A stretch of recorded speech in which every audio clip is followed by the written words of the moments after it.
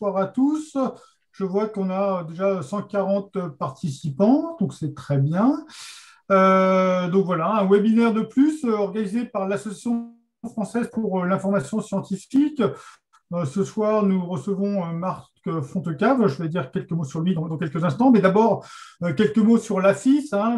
Pour ceux qui ne connaissent pas, c'est une association de bénévoles où on cherche à mettre un petit peu de science dans le débat public, parce qu'on pense que c'est malheureusement, il n'y en a pas suffisamment. Alors, donc là, ce soir, on reçoit Marc Fontecave, qui est chimiste, qui est professeur au Collège de France, qui est membre de l'Académie des sciences. Et la raison pour laquelle on a voulu l'inviter ce soir, outre le fait qu'on sait qu'il est très compétent, c'est qu'il a sorti il y a un peu moins d'un an un livre qui nous a beaucoup intéressés, aussi bien Jean-Paul, le rédacteur en chef de Sciences et Pseudosciences, que moi-même. Donc vous avez la première page ici. Donc je vous encourage à aller l'acheter et de lire, en particulier si vous trouvez que la conférence de ce soir est intéressante. François-Marie, merci beaucoup. Je suis vraiment très heureux. Je connaissais de réputation, mais pas assez, la FIS, et depuis qu'on s'est rencontrés, qu'on a échangé, j'ai pu m'y intéresser un peu plus, et je suis ravi d'être ce soir avec vous. Surtout que c'est bon. Évidemment, c'est un sujet qui est central pour moi, pas simplement parce qu'il est central à tous, c'est une question majeure, mais parce que je passe ma vie dans mon laboratoire au Collège de France à traiter à faire des recherches qui comme j'en donnerai un exemple, a quand même un lien direct avec cette transition énergétique. Et je rajoute que je préside à l'Académie des sciences le comité de prospective pour l'énergie. Et donc, je suis confronté régulièrement à tous les collègues, tous les confrères, on dit pour l'Académie, de toutes les disciplines pour traiter ces questions, et tout un tas d'experts qu'on auditionne. Et vous allez voir dans quelques jours un avis qui va sortir de l'Académie des sciences et des recommandations sur le sujet spécifique du nucléaire. J'en dirai peut-être quelques mots. Merci d'avoir parlé de ce livre, parce qu'au fond, évidemment, en 35-40 minutes, je ne vais pas pouvoir tout dire ce qu'on peut trouver dans ce livre. Ce livre, il avait deux buts, et je vais surtout parler du second qui est en vert dans le titre, les vérités de la transition énergétique. C'est de donner des éléments à ceux qui s'intéressent à cette question, mais chiffrés, ce qui n'est pas toujours facile, parce que dans le domaine de l'énergie, il y a énormément de choses, et il y a aussi des données un peu contradictoires dans la littérature. Et puis il y avait aussi une position d'ordre politique. Je ne dis pas que c'est moins sérieux, mais d'ordre politique, et qui consistait à répondre à un certain nombre d'idées que je trouvais inappropriées ou déplacées. Et puis aussi pour avancer d'autres idées dont je trouvais qu'on ne les mentionnait pas assez. Une première idée qui est importante pour moi, c'est que contrairement à ce qu'on peut entendre, peut-être un peu moins aujourd'hui, mais qu'on a entendu longtemps ces dernières années, à savoir que, au fond, malgré l'urgence, il ne se passait rien, et que d'autre part, s'il ne se passait rien, c'est parce que, au fond, tout un tas de forces obscures, les politiques, les entreprises, même certains experts s'opposaient à cette transition, pas que énergétique, mais écologique, environnementale. Et ça, c'est absolument faux, parce que mon expérience, et j'étais la semaine dernière invité, et je faisais une conférence devant un pôle de compétitivité, le pôle de compétitivité Accéléra, et j'étais vraiment impressionné par toutes ces créations de nouvelles entreprises. Je ne parle pas que des grandes, mais aussi de petites entreprises lancées dans cette aventure de créer de nouvelles activités pour des questions de récupération, de recyclage, pour la mise au point de nouveaux procédés de synthèse de molécules, toujours avec cet objectif de faire toujours mieux en termes d'énergie, d'efficacité énergétique, de respect de l'environnement. Enfin, vraiment, il se passe énormément de choses, et à tous les niveaux, les États, les entreprises, les individus. Alors, c'est jamais assez, mais vraiment, pour moi, c'est un message extrêmement important. C'est pas simplement pour redonner confiance aux gens qui m'ont l'air un peu trop désespérés, mais parce que c'est une vraie réalité. Bon, la deuxième chose, c'est la catastrophe. Est-ce qu'elle est imminente? Est-ce qu'elle est inéluctable? Je ne sais toujours pas de quoi on parle quand on parle de la catastrophe, mais j'espère qu'elle n'est pas imminente et inéluctable, sans quoi bien, il n'y a plus rien à faire, on s'arrête et c'est la fin du monde. Bon, il s'avère que un document du GIEC a visiblement fuité ces derniers jours, peut-être d'ailleurs François-Marie pourra nous en dire quelques mots, mais effectivement le message est assez catastrophiste pour le coup. Je ne sais pas de ce qu'on peut penser de cela. Parce que l'autre message, c'est qu'il ne faut pas faire croire aux gens qu'en quelques années, nous pourrons remplacer les énergies fossiles et le nucléaire par les énergies éoliennes ou photovoltaïques. C'est juste impossible pour tout un tas de raisons. Donc il faudra du temps. Et si les gens, et ce n'est pas parce que personne ne veut rien faire ou parce qu'on n'a pas conscience de l'urgence, mais franchement, il faut du temps. Et il faut du temps parce qu'une partie de la solution est dans la connaissance, la recherche, la technologie, l'innovation, pour tout un tas de choses à faire, et que tout ça se construit aussi dans le temps. Certes, il y a une urgence, mais en même temps, une révolution technologique ne se décrète pas. Je ne crois pas qu'il y ait un exemple de révolution technologique dans l'histoire de l'humanité pour laquelle on ait donné une deadline, une date limite de péremption. Voilà, les choses viennent à la vitesse des développements technologiques et scientifiques, bien sûr aussi avec des mobilisations de tous ceux qui sont intéressés à cette révolution. Il n'y a pas que la science qui décide d'une révolution, mais si cette révolution est technologique, eh bien, ça va à la vitesse des découvertes et des innovations. Un autre message, c'est que je suis assez effaré de la litanie d'objectifs qui nous sont donnés, qui sont tous, de mon point de vue, irréalistes et inatteignables. Et je pense que c'est une erreur politique aussi, dans un moment où il y a de plus en plus de défiance vis-à-vis des décideurs, vis-à-vis même des scientifiques et des ingénieurs. Annoncer des objectifs de plus en plus difficiles à atteindre, et même en oubliant de se poser la question s'ils sont atteignables, ça ne peut que conduire au fait qu'on ne les atteigne pas et qu'on ait encore plus de défiance avec des citoyens qui disent vous nous racontez n'importe quoi. Une autre chose, on va parler de décarboner. Décarboner, souvent les gens pensent on déconnecte énergie et décarboner. En fait, décarboner, dans beaucoup d'aspects, c'est toujours plus d'énergie. On va décarboner, mais il faudra de l'énergie dans tout un tas de transformations qu'on aura. Et ça, c'est important parce que la décarbonation, c'est une chose de notre système, mais le besoin d'énergie en est un autre et les deux choses ne sont pas totalement connectées. Voilà, donc je vais vous parler de tout ça. Probablement, je n'aurai pas le temps d'arriver au dernier point sur la question du stockage d'énergie. C'est quelque chose qui est pour moi central. Je suis en train de faire un gros travail avec des collègues là-dessus. C'est une question qui est assez peu traitée. RTE est en train de faire tout un tas de scénarios, je vous en dirai un mot, dit explicitement, nous n'avons pas introduit la question du stockage d'énergie. Or, pour moi, elle est centrale, c'est-à-dire dans un monde dans lequel il y aura de plus en plus d'énergie intermittente, la question du stockage d'énergie va se poser de plus en plus lourdement et il est temps, et c'est ce qu'on essaye de faire, d'évaluer quels seront les besoins en stockage d'énergie dans un monde avec de plus en plus de ces énergies intermittentes. Si j'ai le temps, j'en dirai quelques mots rapidement. Je vais commencer par des choses que vous connaissez tous, mais peut-être en apportant quelques éléments. Bon. tout ça, vous le savez, nous sommes tous convaincus qu'il faut arrêter nos émissions de CO2 et pourtant ça continue.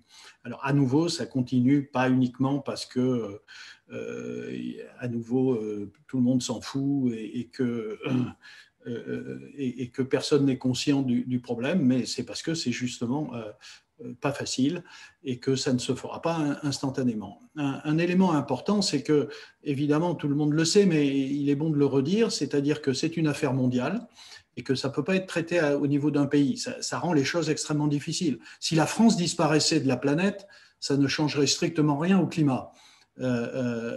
Tout simplement parce que, alors quand je dis ça, on me dit que je fais de la provocation et que je sous-entends que la France n'a plus rien à faire et qu'on pourrait continuer, nous, à cracher du CO2. Non, je dis simplement qu'il faut connaître les chiffres et qu'aujourd'hui, les émissions, alors il faut faire attention, souvent on parle des émissions territoriales. Celles-là, elles sont de 0,8%. Mais on oublie, mais de moins en moins, ceux qui s'intéressent à ce problème savent qu'il y a tout un tas d'émissions importées. Et il s'avère que c'est très clair, vous le verrez sans doute sur la diapo suivante, mais j'irai très vite, c'est-à-dire que nos émissions territoriales diminuent constamment depuis des années et les émissions importées augmentent.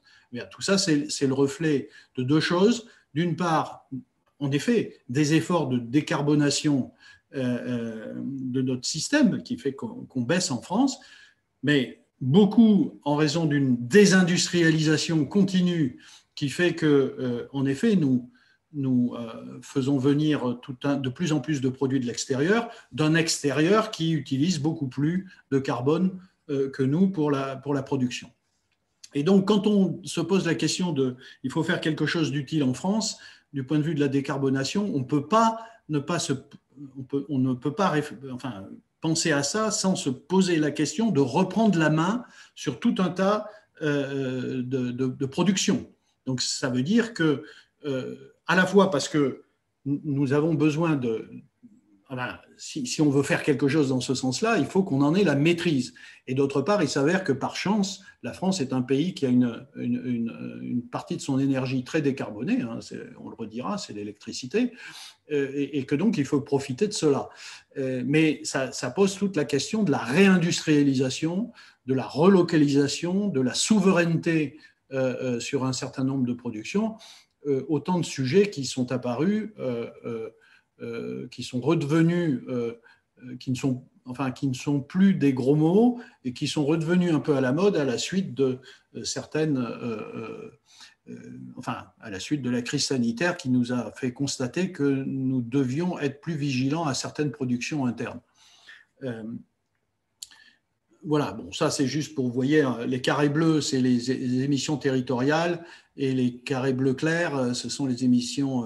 non, pardon, les bleus clairs, c'est territorial, et les bleus foncés, ce sont les importés. Et comme vous le voyez, les points orange, c'est en tonnes de CO2 équivalent par habitant, ça diminue un peu, vous voyez, depuis 2005, de 11,8 à 11,2, mais la partie bleu foncé augmente, c'est ce que je disais. Alors, ça, vous connaissez bien, j'ai échangé avec François-Marie déjà sur cette courbe. Bon, au fond, il y a quelque chose qui est aussi assez curieux, c'est que, d'une part, les spécialistes, les climatologues nous disent, bon, ben voilà le résultat de nos travaux. En gros, si on se fixe 1,5 degré, il faut que, c'est donc le net zéro, je simplifie, il faut qu'en 2050, il n'y ait plus d'émissions de CO2, que nous passions de 40 à 0. Mais le GIEC nous dit ça, et donc c'est très clair, mais en même temps, il ne nous dit pas comment il faut le faire, comment on peut arriver à ça. Donc c'est tout le monde, les États, les scientifiques, les entreprises qui doivent traduire ça en termes de comment on fait. Or, ce qui s'est passé, me semble-t-il, c'est une sorte de dérive où ces données-là ont été transformées en 2050, nous ne produirons plus de CO2 et donc pour ça, nous diminuerons notre consommation d'énergie de 50%, en tout cas c'est ce qu'on a fait en France avec la loi sur la transition énergétique pour la croissance verte, où on a décidé qu'en 2050, nous consommerions 50% de moins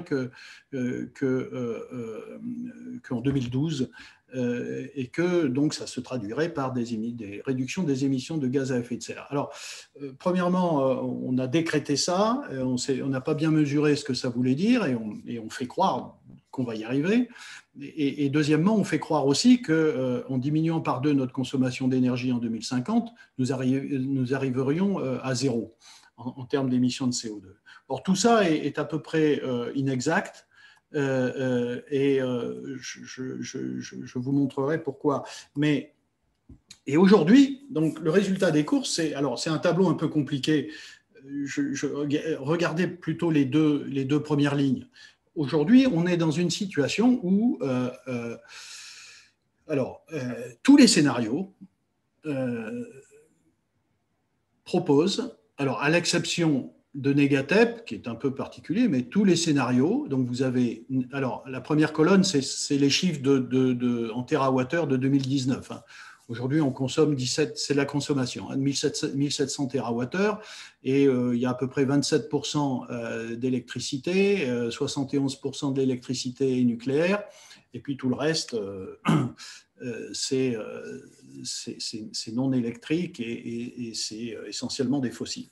Et donc, tous les scénarios, vous voyez, Négawatt, Greenpeace, même l'Académie des technologies récemment, RTE, l'ADEME, vous voyez les chiffres, entre 800 et 1000, c'est une division par 2, sans nous dire ce que ça représente. Au fond, les plus courageux, c'est quand même Négawatt, parce qu'ils nous explicitent ce que sera la vie à 50% de moins, à 800 TWh, et c'est assez terrible.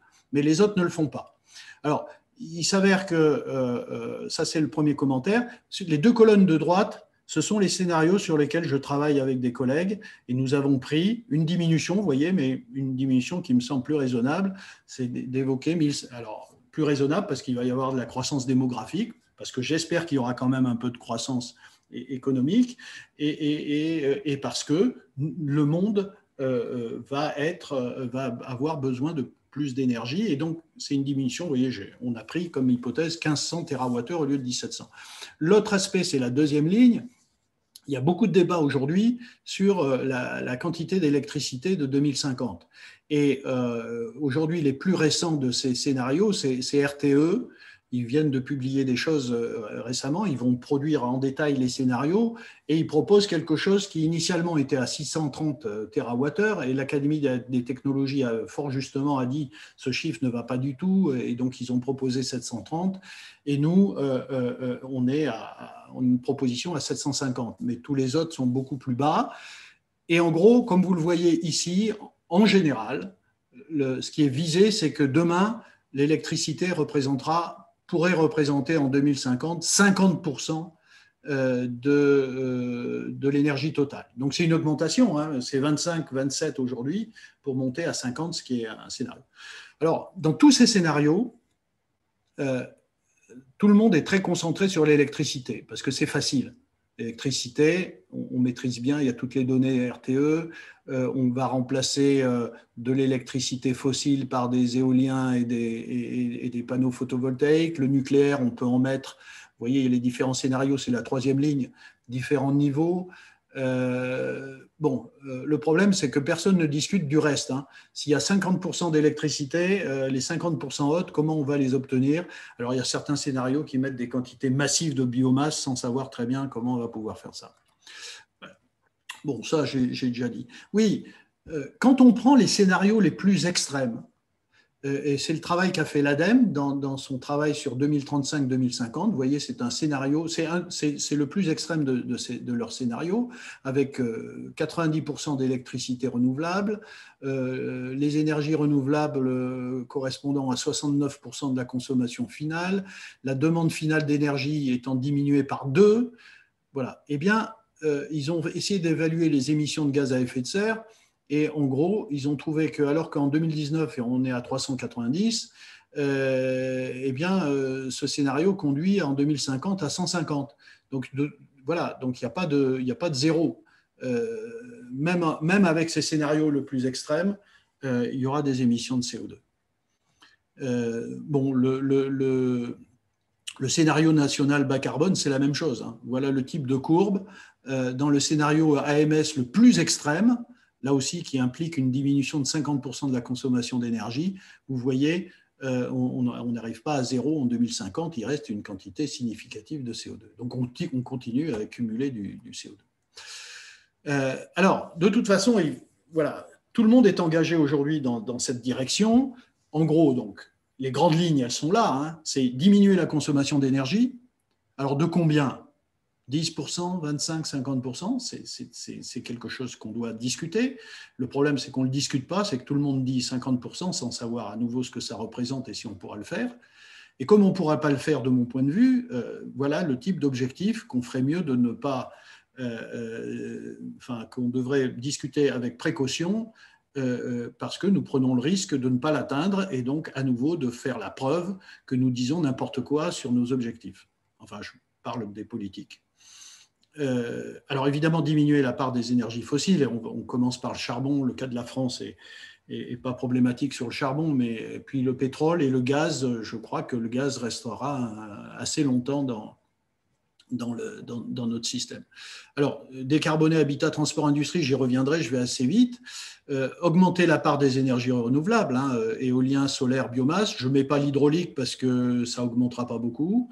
Alors ça c'est mon point de vue, maintenir, développer l'énergie nucléaire bas carbone, électrifier le système énergétique, est-ce qu'on va passer de 25 à 50 ? Moi je pense que c'est assez probable. Et puis il y a une autre chose, et là j'en profite parce que je vais parler un tout petit peu de mes recherches en une slide, hein, je ne vais pas vous embêter beaucoup avec ça. Il y a quelque chose que les gens oublient, il y a une telle focalisation sur cette molécule de CO2 qui est absolument horrible, que les gens oublient et que les gens oublient en effet que le carbone va continuer, même en l'absence de fossiles, d'être absolument indispensable.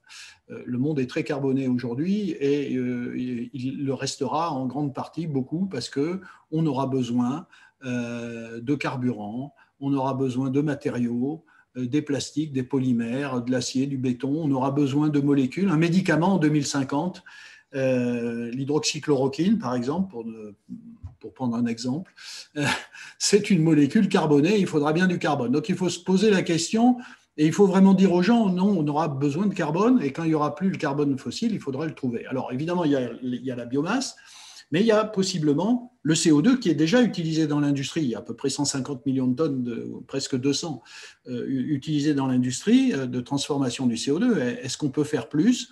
Évidemment, ça pose la question de la capture du CO2, sur lequel je ne travaille pas du tout, mais dans lequel certaines entreprises sont investies. Voilà. Alors, voilà, à nouveau, c'est l'industrie chimique, le monde qui nous entoure, est rempli de milliers, de dizaines de milliers de molécules, de matériaux et de molécules qui sont carbonés. Et aujourd'hui, les sources de ce carbone, c'est évidemment le pétrole, le gaz, le charbon, un peu la biomasse, pas encore assez. Et la question que je me pose avec d'autres, c'est est-ce qu'on ne pourrait pas faire des belles molécules avec du CO2 ?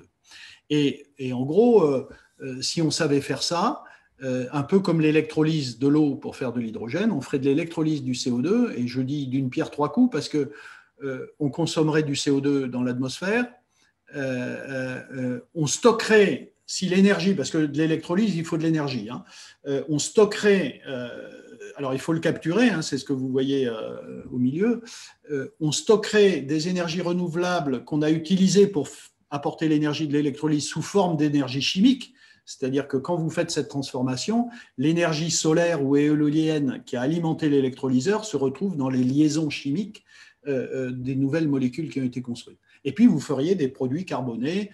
Ici, voilà des exemples, des carburants, des produits pharmaceutiques, des plastiques, etc., à partir du CO2. Bon, voilà un exemple d'un truc qui a eu pas mal de succès et qui continue à être un record qu'on a publié dans les proceedings de l'Académie des sciences des États-Unis. Je donnerai juste cet exemple où on a mis au point des électrolyseurs. Ouais, voilà, alors on a un électrolyseur ici qu'on a mis au point. On a couplé ça à des panneaux photovoltaïques. On a découvert des catalyseurs à base de cuivre qui sont, vous voyez, poreux, dendritiques. C'est assez amusant de se dire qu'on fait de la photosynthèse artificielle avec des matériaux qui ressemblent à des fougères. Mais c'est du solide, hein, ce n'est pas des plantes. Et avec ce système, on a réussi à transformer. Alors, c'est une réaction chimique incroyable, hein, parce qu'il faut 12 protons, 12 électrons, 2 molécules de CO2. Vous cassez des liaisons carbone-oxygène, vous créez des liaisons carbone-carbone pour faire l'éthylène, qui est un des produits, qui est la molécule de l'industrie chimique qui est le plus massivement produit sur la Terre. C'est 200 millions de tonnes par an et c'est une production qui est très carbonée, très énergivore.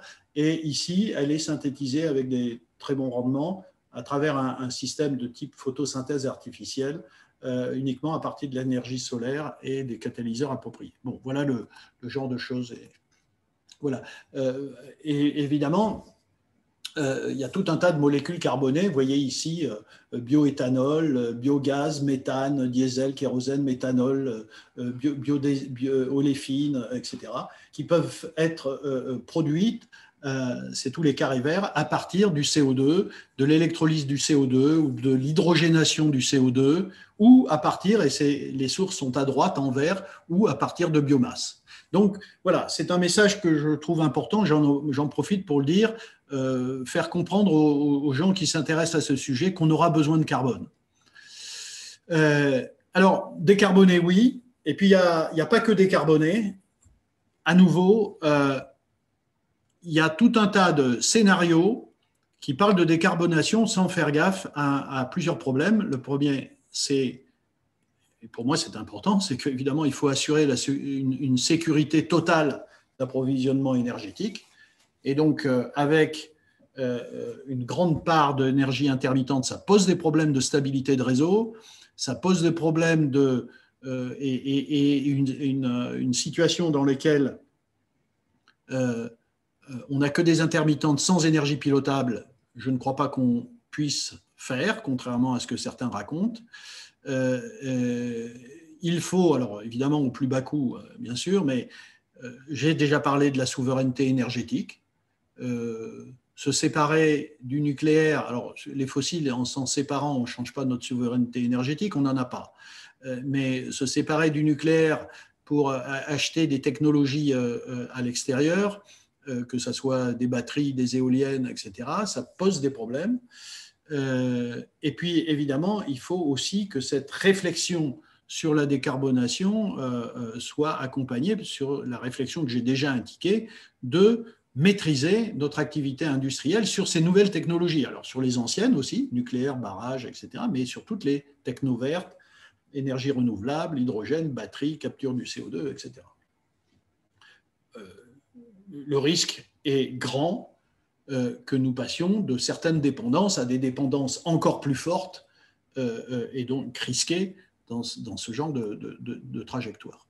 Alors, pour ce qui concerne la décarbonation, bon, ça c'est assez classique, mais aujourd'hui on sait quels sont les secteurs les plus émetteurs. Et c'est là-dedans qu'il faut travailler en priorité. Évidemment, en France, ce n'est pas tellement la production d'électricité qu'il faut décarboner, elle l'est. Et tout le monde a compris que remplacer le nucléaire par des énergies intermittentes électriques comme l'éolien et le solaire, ça ne changera strictement rien au caractère carboné ou non de notre énergie.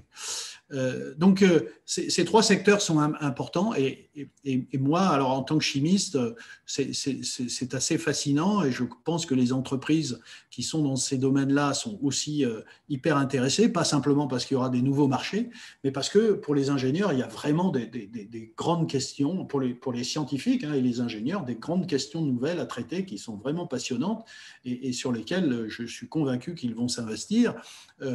L'électrification du chauffage, la rénovation thermique qui appelle la découverte de nouveaux matériaux de structure, de nouveaux matériaux isolants. Il y a des choses formidables qui vont se produire. Sur les transports, évidemment, c'est découvrir de nouvelles batteries pour augmenter les densités d'énergie, l'éco-compatibilité, la recyclabilité, enfin, etc. Donc, inventer de nouveaux matériaux, composites, plastiques pour alléger les véhicules, et puis tout le domaine des carburants alternatifs, les biocarburants, savoir faire des carburants de synthèse, savoir faire de l'hydrogène décarboné, en améliorant les rendements des électrolyseurs et des piles, enfin, etc. Et puis du côté de l'industrie. Là aussi, c'est un formidable chantier. Pour les chimistes, c'est passionnant. Il faut inventer de nouveaux procédés de production. Ici, vous avez une liste de ce qui, pour moi, je crois, sont les 7 produits qui sont les plus producteurs de CO2, d'émetteurs de CO2. C'est la production de l'acier, du ciment, du verre, de l'aluminium, de l'éthylène, je l'ai mentionné, du chlore et du papier. Donc là, il va falloir inventer des nouveaux procédés. J'en dirai quelques mots. Et puis tout le reste, vous avez vu, j'en ai déjà parlé, production d'hydrogène décarboné, capture, stockage, utilisation du CO2. Oui, il y a une... Bon, ça, je n'en parle pas. Voilà. Décarboner l'industrie, j'avais envie de vous donner quelques exemples. Je vais en prendre 2. Il faut savoir d'abord que, je commence par le 3e d'ailleurs, hein, pour juste dire un mot, il faut savoir que la grande consommation d'énergie et l'émission de CO2 de l'industrie, c'est de la production de chaleur. Donc tout ce qui va... Donc les gens aujourd'hui sont en train de réfléchir à comment produire de la chaleur de façon la moins émettrice de CO2. Mais par exemple l'acier, vous voyez, l'acier, au fond, c'est tout simplement de transformer les oxydes de fer en fer. Et ça se fait avec un réducteur qui est du carbone. Alors, c'est pour ça que c'est très émetteur de CO2 et l'acier, c'est à peu près presque 10% des émissions mondiales de CO2. Eh bien, les gens travaillent déjà aujourd'hui sur l'utilisation de l'hydrogène à la place du carbone pour transformer l'oxyde de fer en fer, ou même faire de l'électrolyse de l'oxyde de fer. Et il y a des boîtes comme ArcelorMittal qui sont engagées sur ces procédés qui vont révolutionner les émissions de CO2 si on y arrive. Pareil pour l'hydrogène, ça vous le savez, c'est classique. Aujourd'hui, l'hydrogène, c'est produit à partir de gaz, de méthane. Eh bien, si on pouvait faire de l'électrolyse de l'eau, évidemment, on n'aurait pas d'émissions de CO2 associées. Voilà quelques exemples, mais il y en a plein. C'est pareil pour le ciment et le béton, enfin, etc. Finalement, le message de l'Académie, mais vous n'en serez pas surpris, c'est que nous demandons à ce que, évidemment, en toute sécurité nucléaire, les centrales soient prolongées et qu'il y ait une décision de construction de nouveaux réacteurs EPR et que la France continue, et plus fortement, de travailler en recherche et en développement sur les réacteurs du futur, les réacteurs à neutrons rapides de 4e génération. La réalité est la suivante, elle est donnée ici. On nous dit 2035, on réduit la part du nucléaire dans le mix électrique à 50%. Très bien, je pense que ça peut être un objectif raisonnable. Le problème, c'est qu'on ne nous dit pas ce qu'on va faire après. Personne ne nous a rien dit là-dessus. Et en réalité, ce qui se pointe à l'horizon, c'est que juste après, ça sera 0. L'âge moyen des réacteurs, c'est à peu près 35 ans. Même à droite, vous avez une courbe qui montre que même avec une prolongation à 60 ans, ce qui se fait dans certains pays comme les États-Unis, mais rappelez-vous que les réacteurs étaient construits pour 40. Si on décide de les faire à 60, en 2050, il n'y aura pratiquement plus de nucléaire.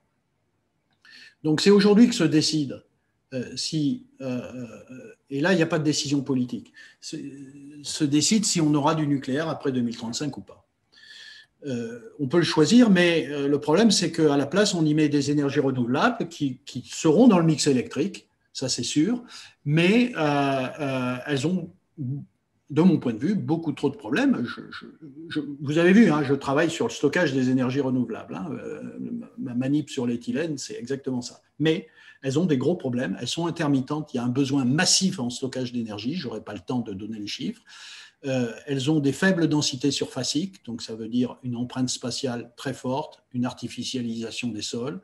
Elles ont des besoins massifs en matériaux de construction, en ressources minérales, j'ai sauté des diapos qui le montraient. Et donc, ça explique pourquoi ce n'est pas si simple que ça d'avoir massivement des énergies renouvelables. Et comme vous le savez, les pays comme le Danemark ou l'Allemagne qui en ont, elles ont à côté énormément d'énergie fossile. Et ça, c'est tous les chiffres qui montrent que malgré tous les efforts, l'éolien représente 4% de l'énergie du monde, le solaire 2,5%, enfin on peut prendre tous ces chiffres-là, parce que c'est pas si simple.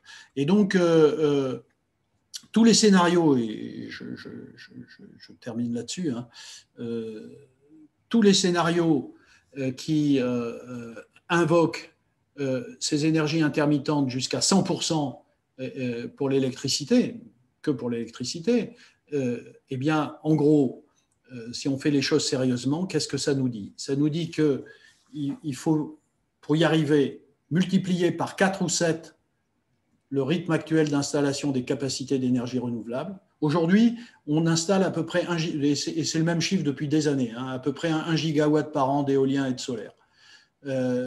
Donc, qui nous dit qu'on va arriver à faire ça? Parce que quand je dis multiplier par 4 ou 7, c'est dès l'année prochaine et tous les ans. Et il y a un rapport RTE-AIE qui est sorti en 2021 qui nous a indiqué les conditions qu'il fallait pour qu'on ait cette proportion d'énergie intermittente. Et quand on regarde ces conditions, eh bien, on ne les a pas, et donc on ne peut pas le faire aujourd'hui. Est-ce qu'on saura le faire plus tard? Il faut disposer de capacités de puissance décarbonée pilotables, il faut développer massivement le stockage d'énergie et il faut développer, renforcer les infrastructures de réseau électrique.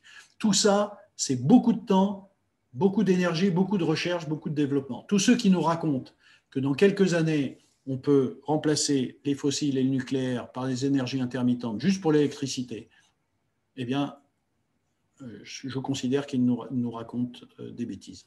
Pour conclure, hein, j'avais une conclusion, mais elle ne faisait que répéter des choses que j'ai dites, mais c'est à la fois une position que je considère réaliste, sans manquer d'ambition, et en même temps, je crois, courageuse, parce que basée sur des chiffres, elle nous dit, ma position, elle nous dit ce qui est possible et ce qui ne l'est pas. Voilà. Merci, et voilà, c'est ce que j'avais à dire. Merci beaucoup pour votre attention. Oui, merci beaucoup. Donc, j'ai fait une liste des questions qui ont été mises sur le chat, mais je vais quand même dire quelques mots.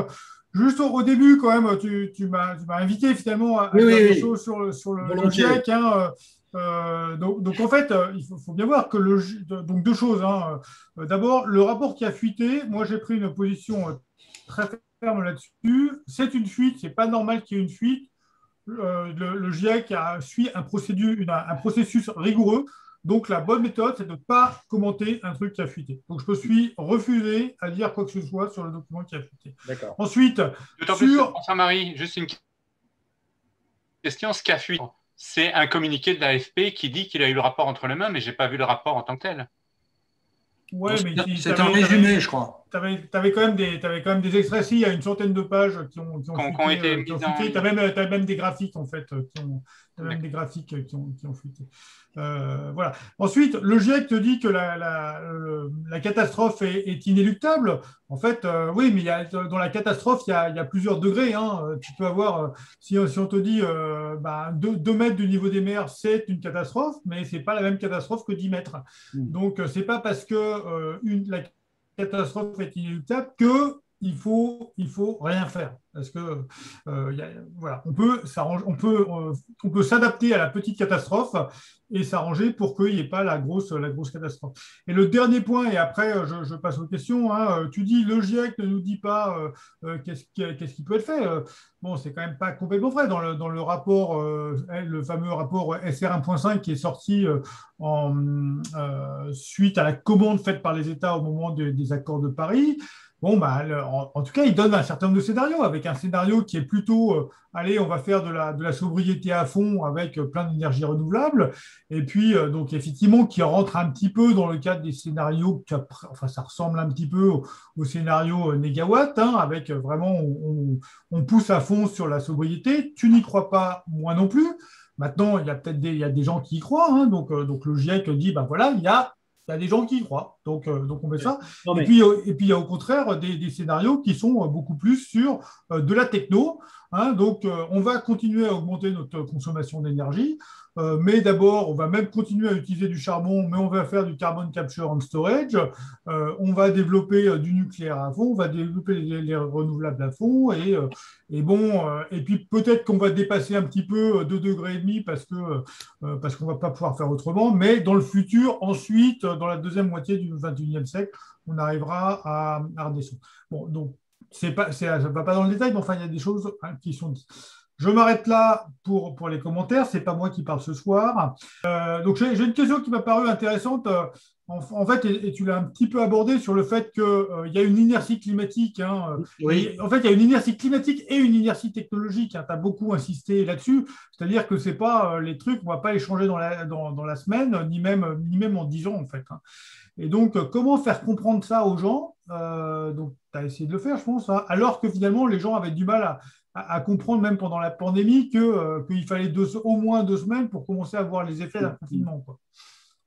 Mais oui, alors effectivement, l'inertie climatique, effectivement, on a eu l'occasion d'en discuter un petit peu, et c'est vrai que le GIEC a bien démontré que pour ce qui est de l'inertie climatique, en effet, la quantité, enfin le stock de CO2 qui est dans l'atmosphère déjà fait que, en tout cas à court terme, nos actions n'auront qu'un effet limité. Et en effet, les gens pourraient être déçus, mais il faut leur expliquer un petit peu pourquoi c'est comme ça. Par contre, en effet, toutes les actions un peu sérieuses auront des effets à plus long terme. Mais comme on va tous mourir avant que ça se produise, c'est parce qu'on parle, enfin le GIEC montre bien qu'en 2100, les différentes actions auront des effets vraiment très très importants, ce qui n'est pas le cas en 2050. Bon.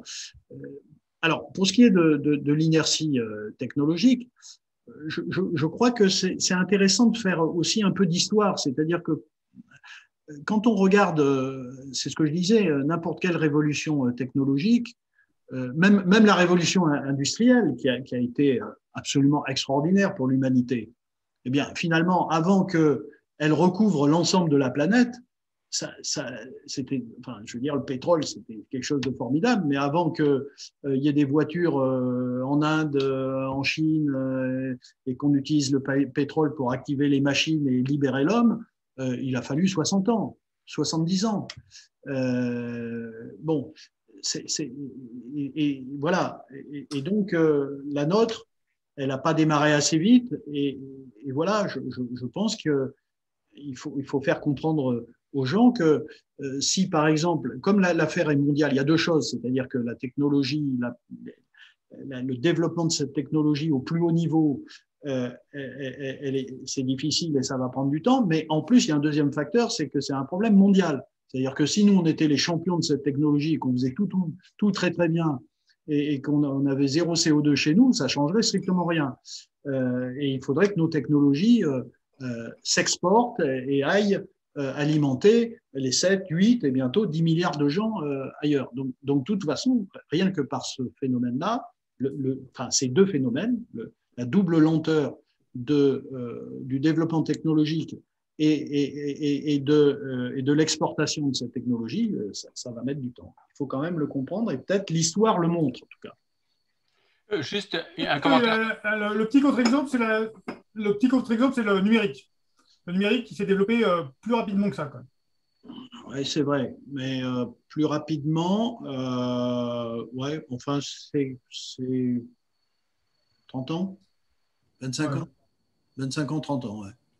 Le commentaire, je peux me permettre de faire là-dessus. Quelqu'un l'a mis, je pense, le chat dans la discussion.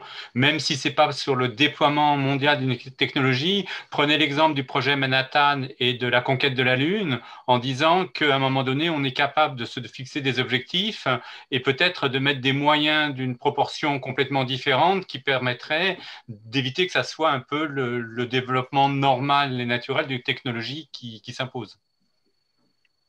Oui, mais à nouveau, je sais pas, la Lune, c'est un pays, c'est l'investissement d'un pays.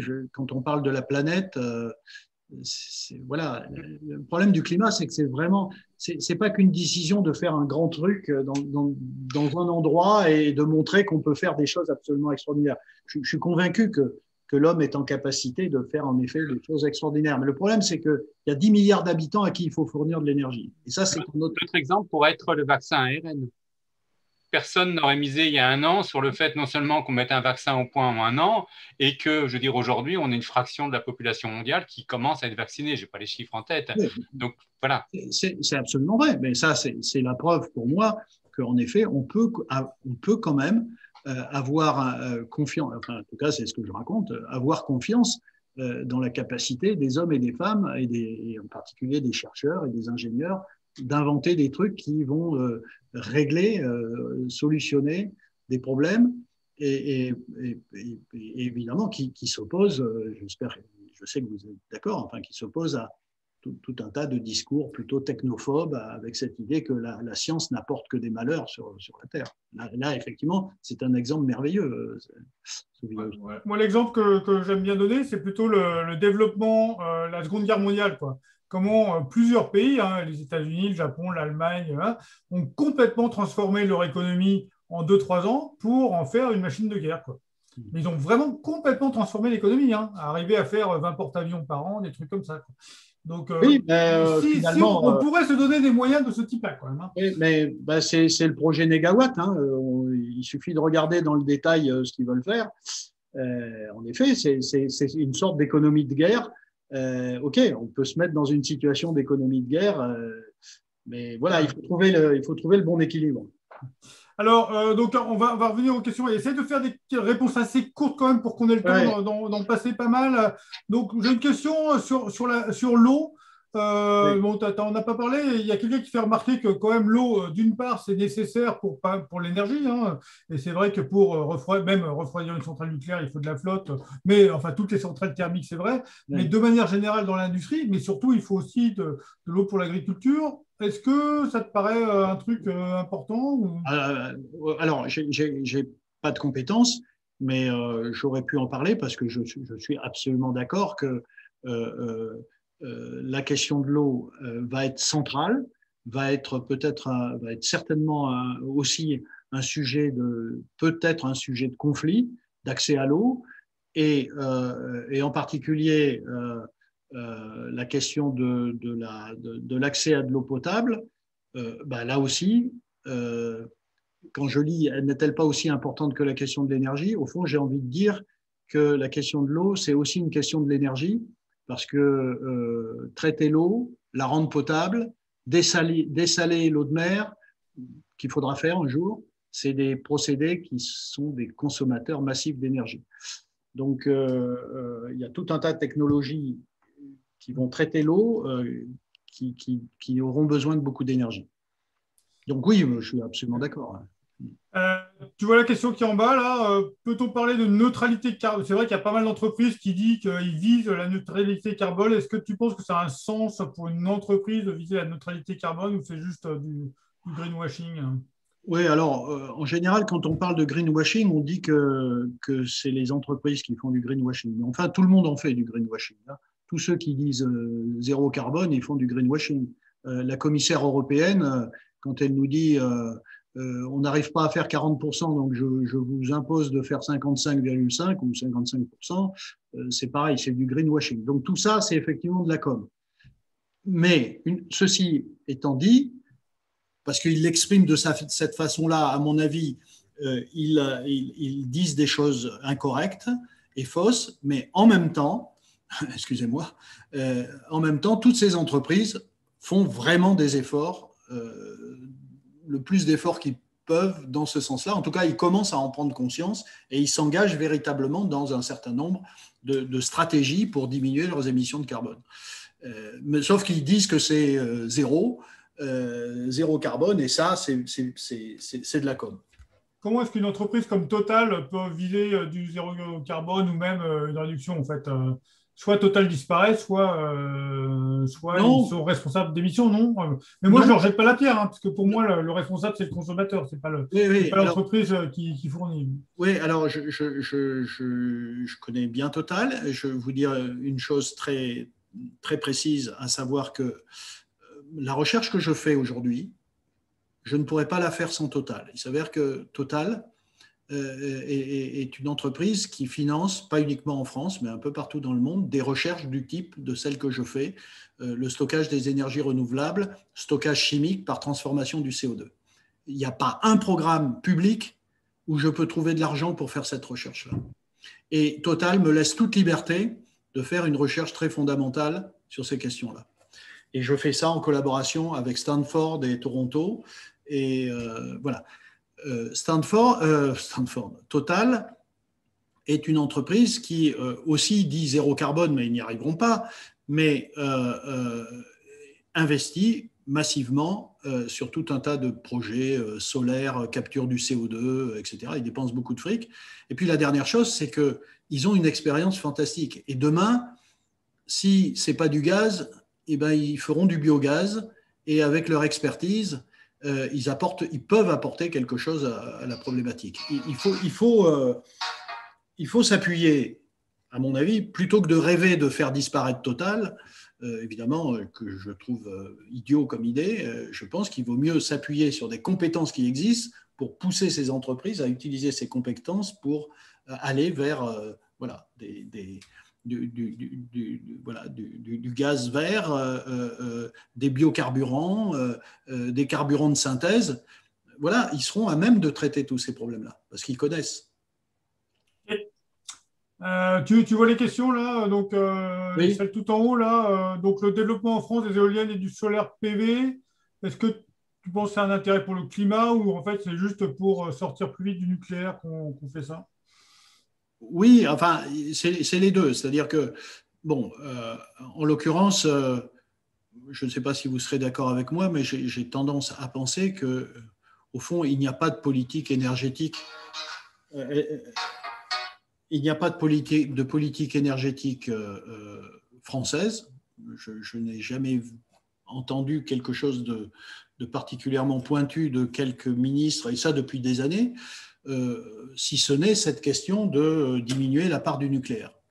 Alors, sur les éoliennes et le solaire, non, je dirais que ce n'est pas qu'une question de se débarrasser du nucléaire. Non, demain, le mix électrique, hein, parce que malheureusement, ce ne sont que des affaires électriques. Tout le monde est obsédé actuellement sur la discussion éolien, solaire, est-ce que c'est bien, pas bien, etc. Mais on oublie que l'électricité, c'est que 25% et que le problème, c'est pas tellement, c'est moins ça que les 75% qui sont purement carbonés et là, c'est vachement plus difficile. Hein.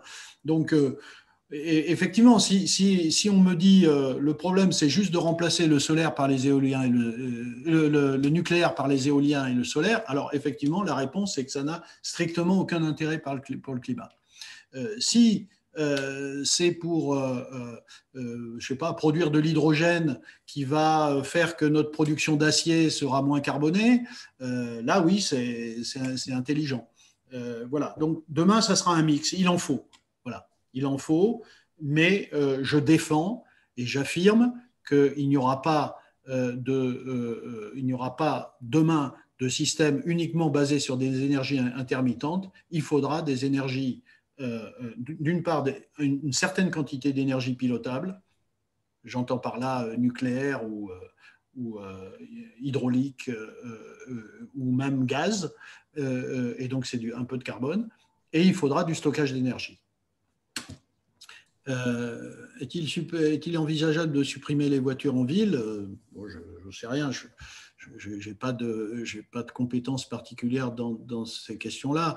Pour le moment, il faut faire attention. On ne peut pas à la fois dire investissons dans les voitures électriques ou les voitures à hydrogène si c'est pour les faire disparaître. Autant les faire disparaître tout de suite.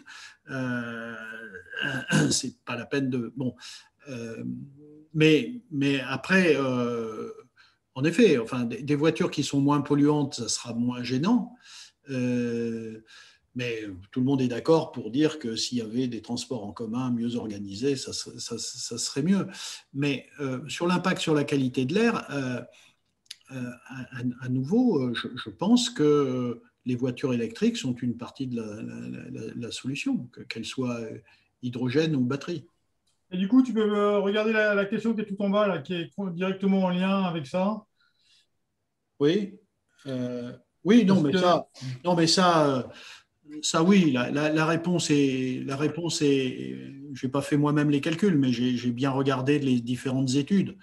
La réponse est oui, une voiture électrique est préférable à une thermique. C'est pas extraordinaire, hein, mais c'est quand même, oui, mieux en termes d'émissions de CO2, en termes de pollution, Oui, la réponse est oui. Le problème, évidemment, eh ben, c'est exactement ce que je lis dans une réponse de Benoît Schmaltz. La vraie question, c'est évidemment si la source d'électricité est renouvelable, enfin, est verte et bas carbone. Hein. Il y a une autre chose, c'est aussi que les pollutions, on les exporte. Hein, dans le cas de la voiture électrique. Si vous prenez une batterie, vous avez une électrode qui est à base de graphite. Je ne sais pas si vous avez regardé l'état des mines de graphite en Chine, mais c'est absolument immonde. Et les ouvriers qui bossent là-dedans travaillent dans des conditions terribles, et c'est ce graphite qu'on met dans nos batteries électriques en France. Vous voyez, donc les choses ne sont pas très, très simples. Mais en termes d'impact sur le climat et les émissions de CO2, oui, une voiture électrique est préférable à une voiture thermique. Il y a plein d'études qui le montrent, sérieuses.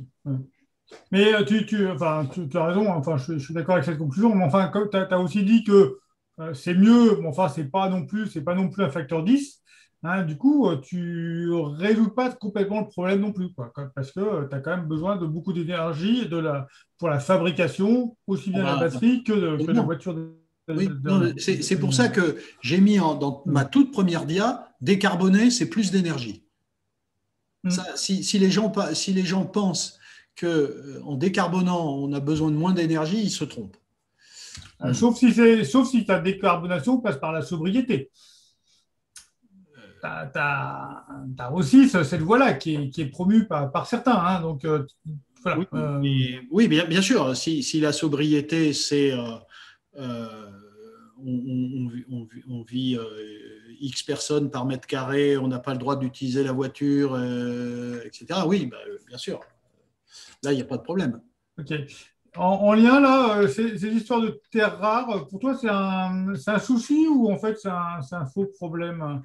Non, c'est pas... Pour ce que tu connais, pour justement la chimie, est-ce qu'il y a un besoin en matériaux rares ou en fait, c'est bon, du cuivre, il y en a assez?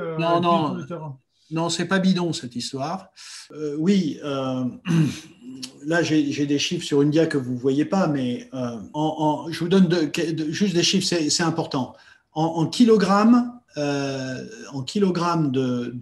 différents éléments, cuivre, nickel, manganèse, cobalt, chrome, molybdène, zinc, terres rares, silice, silicium, etc. Un véhicule électrique, c'est à peu près 200 kilos par véhicule. D'accord ? Un véhicule conventionnel thermique, c'est 30.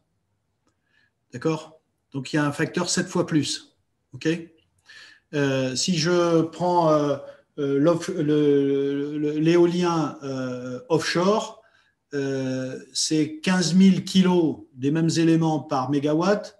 C'est 3 fois plus que le nucléaire et c'est 15 fois plus que le gaz naturel.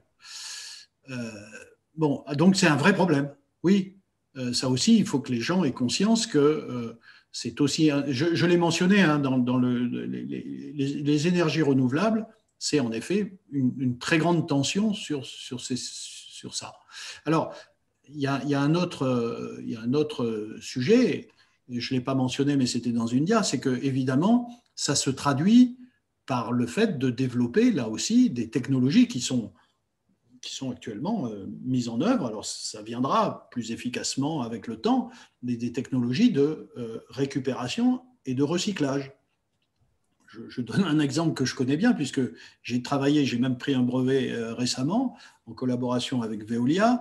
J'ai pris un brevet sur une technologie de récupération extrêmement efficace et de recyclage du lithium, des batteries lithium-ion.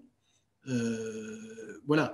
Et il y a des questions scientifiques, et en tout cas pour les chimistes, c'est passionnant. Comment séparer? Vous voyez, vous avez un mélange, vous avez tous ces éléments mélangés sous forme d'ions. En 2021, on ne sait pas comment les séparer. Hein. Donc, il faut inventer des nouvelles technologies. Donc, il y a des vraies questions scientifiques passionnantes. Et demain, il y aura... Oui, moi, je pense que le 21e siècle sera un siècle de récupération et de recyclage. Voilà. Ok. Effectivement, je lis, tiens, il y a mon ami Eric Sartori que voilà. Effectivement, il y a des rapports il y a beaucoup de rapports sur cette question. L'Académie des sciences en a produit également. Euh,